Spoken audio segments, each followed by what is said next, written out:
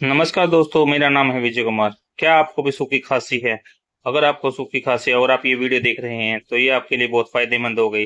ये रेस्कोफ DS syrup लाया हूँ मैं आपके सबके लिए। 100 ml है मेरे सिरप है, देख सकते हो आप इसको।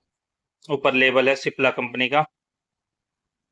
देख आप देख सकते हो, सिप्ला कंपनी प्रोडक्ट है।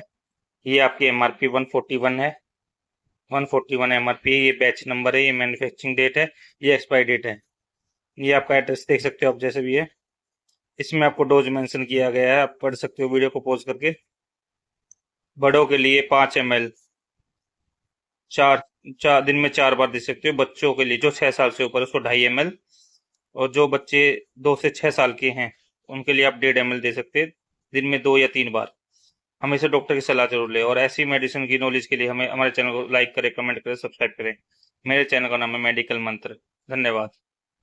अगर आपको ये वीडियो अच्छी लगी है या आपको इस वीडियो से कुछ जानकारी मिली है तो मेरी वीडियो को लाइक करें, कमेंट करें, सब्सक्राइब करें और शेयर करें। धन्यवाद। आप